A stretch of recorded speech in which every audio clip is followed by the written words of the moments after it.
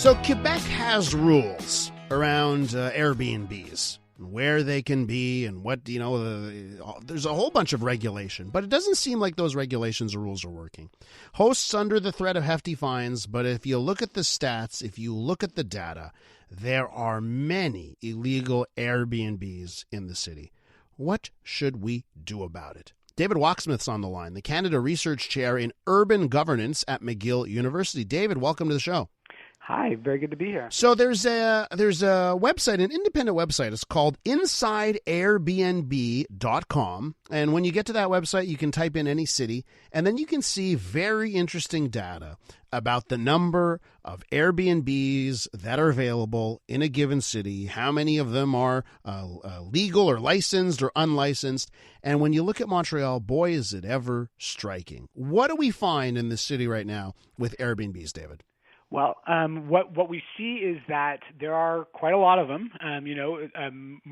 More than 12,000 at this moment, and nearly all of those listings do not have a provincial license displayed, which means they are illegal.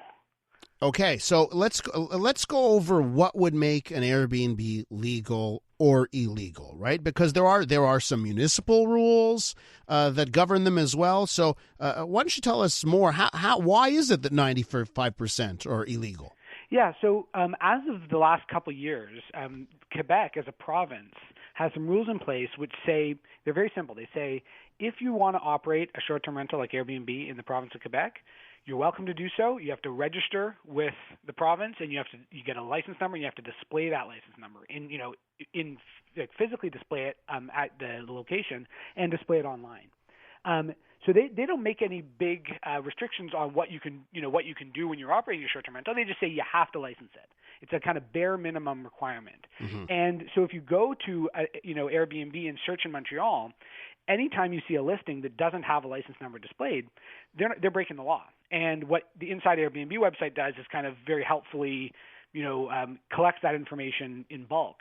And what they found is that more than 95% of the listings here in Montreal aren't displaying that number. Now, that says nothing about, Montreal's own rules. It's just saying that at a first glance, almost no short-term rental hosts here in Montreal are following provincial laws. Gotcha. And then, so we get into, obviously there's two sides, there's two facets of this, right? Because you have the rules, you have regulations, then you have enforcement, right? If you don't enforce a rule, then it's not a rule, basically, right? That's right. So what's the deal with enforcement of these rules?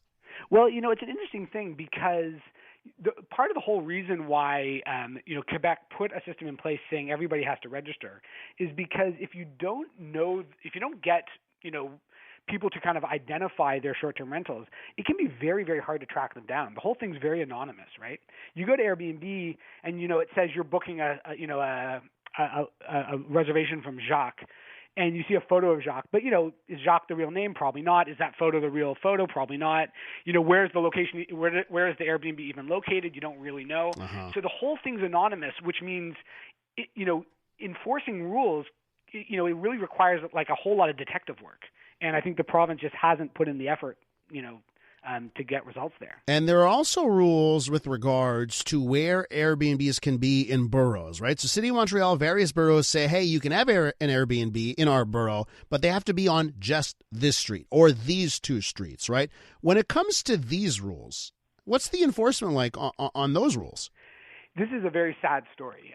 Right now in Montreal, in many boroughs, the kind of the dominant rules, basically in the downtown, the part of the city where most of the Airbnbs are located, the rules say that with a few exceptions, you're not allowed to convert an apartment or a home into a full-time Airbnb. If you live there and you've got a spare bedroom or maybe you're away for the weekend, that's okay. That's called home sharing, right? That's fine. But commercial Airbnbs that take housing off the long-term market, those are mostly just not allowed here in Montreal. Mm-hmm. There are a couple of exceptions. If you're along Saint-Denis, St. Catherine, a few other streets, it's possible to open them there if you have the right license.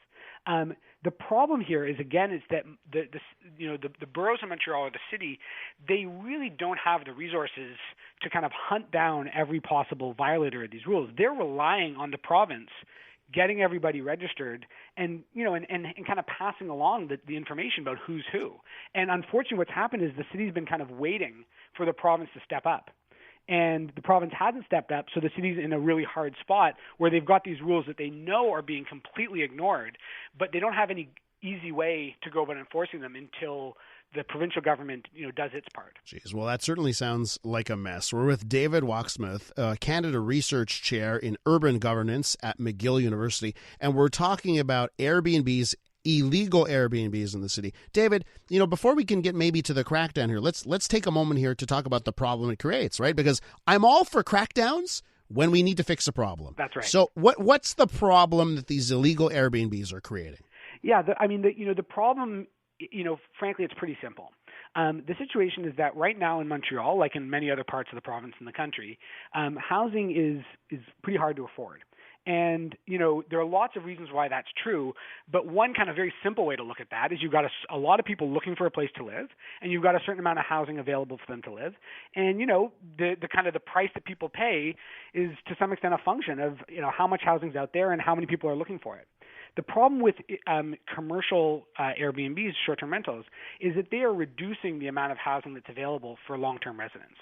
And, what my research found, just before the start of the pandemic, was that there were 6,000 housing units here in Montreal that had just been converted into full-time Airbnbs, which from the perspective of housing, like they may as well have just been demolished, right? Yeah. Like they no longer exist for long-term residents. And that drives up rents. It makes it harder to find an apartment and makes it more expensive when you do find one. So, David, I also, I get this issue, and sometimes I get upset about it, right? Because I care about housing. At the same time, I don't want to be a hypocrite. And I know sometimes when I travel to certain cities, I can remember the trips I've made to, let's say, major cities in Europe, where I chose to stay at an Airbnb because it allowed me to, quote unquote, live in a nice, a artist neighborhood, Sure. Something like that, to get to, quote unquote, live like a local, right? Yeah. So, part of me is like, well, geez, if I'm going to be against it, well, then I better be against it when I travel, right? So what's the balance here on that? Yeah, this is something I've certainly struggled with. I've been researching this topic for many years, and at the same time, I have young kids, and when I travel, squeezing us all into a hotel room is quite tricky.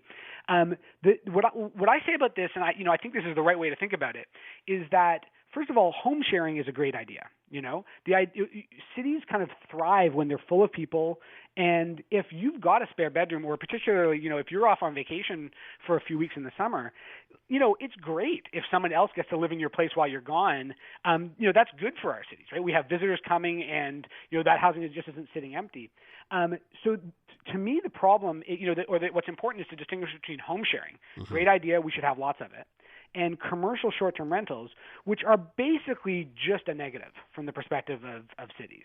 And, if we can travel the world staying in home-sharing places that are helping out cities, that would be great. The problem is Airbnb hasn't made that very easy for us. David, let me make things even murkier, right? Because I also imagine this scenario, like you get rid of these types of Airbnbs that are clearly, they're commercial enterprises, they're not home-sharing. And then we don't have enough hotel rooms, and people can't find an affordable place to stay when they want to come visit Montreal, and you hurt the tourism industry. It's sort of like, oh, you're trying to make sure everyone's happy. Is there something said to be that? Like, do we have enough hotel rooms in the city to take care of tourists if we were to lose these Airbnbs? Well, it's a great question, and I think the easiest way to think about this is that a big city like Montreal gets a lot of visitors throughout the year, for tourism but also for business. And the hotels are really well positioned to handle that kind of steady demand, right?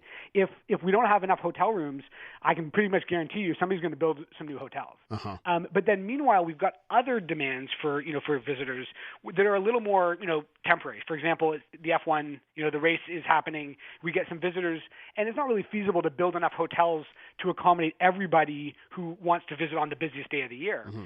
So that's a situation where home sharing is great. People can get out of town for the weekend and make a couple $100 while they're gone, right? Same thing when when cities host the Olympics or other big events. You don't build enough hotels to accommodate all the visitors who are going to come for the Olympics. It would be crazy. That's exactly the kind of thing that home sharing is good at. Uh-huh. And right now we've got this kind of, really kind of worst of both worlds situation where we've lost a whole bunch of our, of our housing stock to these short-term rentals. But the flip side of that is that it's actually very hard to do home sharing because you have to compete with the big guys, who are operating basically hotels out of people's apartments. If we made that not just illegal, but actually got rid of it, enforced the rules, that would create a lot of space for home sharing. Montreal residents would benefit because they'd get to earn that money. And I think it would be actually, it would be great for our tourism sector. David, listen, that was a really interesting discussion. I really enjoyed having you on. You ever have an idea with regards to urban governance that you want to talk about? You let us know. Sounds good. David Wachsmuth is the Canada Research Chair in Urban Governance at McGill.